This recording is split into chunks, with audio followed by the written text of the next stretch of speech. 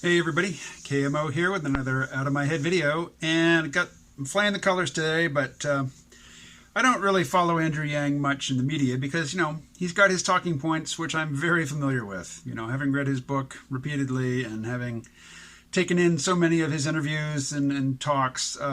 Really, he offers nothing new, but that's okay because most people still haven't heard his basic stump speech, and his job is to get elected. It is not to entertain me with a constantly, updated set of talking points. I'm on board. He doesn't need to entertain me. But I am curious when I tune into these things to see how the interviewers are interacting with him, how they're trying to frame the discussion. So today I watched an NHPR, which is New Hampshire Public Radio Forum with Andrew Yang. So there were just the two hosts of the show and Andrew Yang, just three people on stage. And right out of the gate, it seemed like they were trying to, pin the doomer label on him. That you are all doom and gloom. And one of the reporters, or, one of the hosts of the show, what's his name? Josh Rogers. Who, he's a voice that I occasionally hear because I live in Vermont, but I can lean over and look out my window and see New Hampshire. I'm right on the border. And so, recently I don't listen to anything on the radio in the truck because my battery has been dying recently, and every time it dies, my radio presets are gone. But before that, I had both the New Hampshire and Vermont NPR stations programmed in, and I would flip back and forth between them. So I'm familiar with this program, The Exchange, which was hosting the forum. And so Josh Rogers, he asks Andrew Yang about, his vision of doom and gloom, and then he just asserts, he doesn't cite any polling or anything, he just asserts that people are looking for a positive vision in the next president. Well, what does that mean? First, where does he get that? Yeah, sure, for somebody that's a priority. So, it's a true statement, but it's almost vacuously true. I mean, I can say people believe such and such, and yeah, you can find two people who believe it. So, it's true. But the implication when you say people do this, people do that, is a majority of people or a sizable percentage of people. And, even if a sizable percentage of people don't want to hear about the Fourth Industrial Revolution and the impact that is going to have on how we make our livings, it doesn't mean that, we need a candidate who has nothing to say on that topic. It just doesn't follow. But, this is NPR, and it was a long forum, a long-form conversation, and Andrew Yang does very well in those. But, how many people listen to an hour-long NPR conversation with a fifth place or fourth place or whatever, presidential candidate a year out from the election? That's just for people who are really into politics, or just for people who are really into that candidate, or, just for people who are really into their local NPR station. But, this is still not for the masses. So moving on, I watched an appearance that he did on Trevor Noah. When Jon Stewart had that show, it was called what? I can't remember the name of the show. I watched it for years. Anyway, he was on with Trevor Noah, and they were joking back and forth. And Trevor Noah called up the Doomsday stuff. I mean, he said, some people call you the Doomsday candidate, which is so funny because Andrew Yang he's so unassuming. Part of his appeal and his charisma is the fact that he doesn't seem to be carrying around an enormous ego. He's got a healthy ego. You need one to do what he's doing, but he doesn't seem like an egomaniac or somebody who's just, in it for his own glory. But he's very positive. He's very affable. He's quick to laugh. He makes jokes. I mean, it seems weird to try to put the mantle of doomsayer on him. He's in touch with Silicon Valley. He's in touch with the technologists who are creating the systems which are displacing human labor.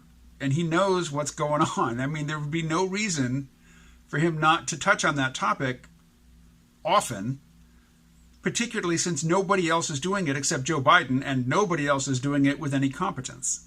And finally, I went and I rewatched his first big, the advertisement, the political ad for Andrew Yang's campaign, which was released with his big, $1 million ad buy, I think mostly in Iowa, but possibly Iowa and New Hampshire. And as soon as the narrator comes on, it's a female narrator, and she's just in that campaign ad style. It just seems super generic. And I was watching on Rising, which is, thehill.tv. It's something I watch pretty much every day on YouTube now. And both of the hosts on that show were saying, wow, this is such a generic ad. You could take Andrew Yang's name out of it, put a different candidate's name on, and it would play just as well. But that's not quite true.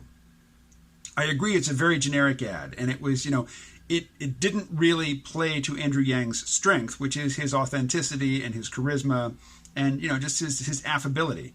You don't get that in the ad. It's very much a formulaic political ad, but it does a couple things that I think are really important. It shows two different pictures of him with Barack Obama. Andrew Yang is super popular with a lot of low information Democrats, particularly older black Democrats in the South, because, Joe Biden was Obama's vice president, and they just see him as, associated with Obama, about whom they still feel good. And Andrew Yang can get in on some of that. Obama has said nice things about Andrew Yang. There is photo documentation of Andrew Yang sitting, talking with Barack Obama. That, I think, is important. And the ad didn't really play up the Fourth Industrial Revolution in any detail, but it did mention the massive changes that technology is bringing, and it did have a shot of warehouse robots. I don't know if they were actually an Amazon warehouse, but it's the same style of robots that Amazon.com uses. The kind that are just like little rolling boxes that get underneath a pallet of boxes and, move them around the warehouse. So while, the first time I saw that ad, it was a letdown for me, that ad isn't for me. I've already donated to the campaign. I've got the t-shirt. I'm on board. He doesn't need to convince me. So this ad, is for normal voters. I'm not a normal voter. If you were watching this, you were probably not a normal voter. You are interested in politics enough to be invested in the primary race. Most people just aren't. Most people have more urgent things that demand their attention. When the general election comes around, they will cast a vote. Many of them will decide who they're going to vote for that day. It is mind-blowing to me, but, people have other things on their minds, and I don't blame them for it. It's not a criticism. It's not me saying, oh, people are clueless, low information voters. I'm saying people have shit to deal with, and paying attention to the primaries in a lot of ways is like following sports. It is a competition that plays out over a long period, but there are certainly events in it. It's like a season of some sporting event, and it's one that I follow. But I realize most people don't, and that's cool. All right, well, Joker is playing at the local $5 theater, and I think I'm going to walk on over there and see it. I've already seen it, but that was weeks ago, and I wanted to see it again, so I think I'm going to do that pretty soon here. Hopefully I'll get the video posted before I go. All right, I will talk to you again tomorrow. Stay well.